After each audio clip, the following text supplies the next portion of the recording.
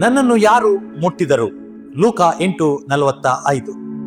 ಸಭಾಮಂದಿರದ ಅಧಿಕಾರಿಯಾದ ಯಾಯಿರನೆಂಬ ಒಬ್ಬ ಮನುಷ್ಯನು ಬಂದು ಯೇಸುವಿನ ಪಾದಗಳಿಗೆ ಬಿದ್ದನು.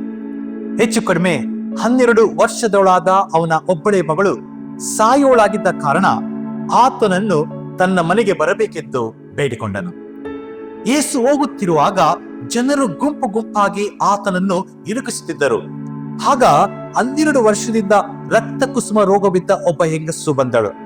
ಆಕೆಯು ತನ್ನ ಕೈಯಲ್ಲಿದ್ದೆಲ್ಲವನ್ನು ಖರ್ಚು ಮಾಡಿದ್ದರೂ ಸಹ ಒಬ್ಬರಿಂದಲೂ ಗುಣ ಹೊಂದಲಾರದೆ ಇದ್ದಳು. ಆಕೆಯು ಹಿಂದಿನಿಂದ ಬಂದು ಆತನ ಉಡುಪಿನ ಗೊಂಡೆಯನ್ನು ಮುಟ್ಟಿದಳು. ಮುಟ್ಟುತ್ತಲೇ ಆಕೆಗೆ ರಕ್ತ ಹರಿಯುವುದು ನಿಂತಿತು. ಆಗ ಯೇಸು, ನನ್ನನ್ನು ಮುಟ್ಟಿದವರು ಯಾರು ಎಂದು ಕೇಳಿದನು. ಈ ಪ್ರಶ್ನೆ ಧರ್ಮಶಾಸ್ತ್ರದ ಪ್ರಕಾರ ಆಕೆ ಅಶುದ್ಧಳಾಗಿದ್ದಳು. ಯಾರು ಆಕೆಯನ್ನು ಮುಟ್ಟಲಾರರು? ನನ್ನನ್ನು ಸ್ಪರ್ಶಿಸಿದರು. ಈ ಪ್ರಶ್ನೆ ಆಕೆಯನ್ನು ಅವಮಾನಪಡಿಸಲು ಅಲ್ಲ, ಬದಲಾಗಿ ಆಕೆಯನ್ನು ಬೆಳಕಿಗೆ ಕರೆತರಲು. ಯೇಸು ಆಕೆಯನ್ನು ಮಗಳೇ ಎಂದು ಕರೆಯುತ್ತಾನೆ. ಆಕೆಯ ದೇಹವನ್ನಷ್ಟೇ ಅಲ್ಲ, ಆಕೆಯ ಇಡೀ ಜೀವನವನ್ನ ಪುನಃಸ್ಥಾಪಿಸುತ್ತಾನೆ.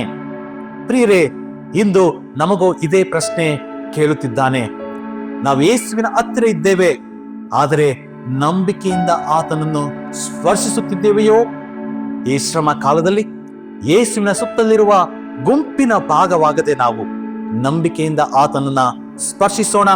ಆಗ ಆತನು ನಮಗೂ ಹೇಳುವಂಥದ್ದು, ನಿನ್ನ ನಂಬಿಕೆಯೇ ನಿನ್ನನ್ನು ಗುಣಪಡಿಸಿದೆ, ಸಮಾಧಾನದಿಂದ ಹೋಗು. ಆಮೆನ್.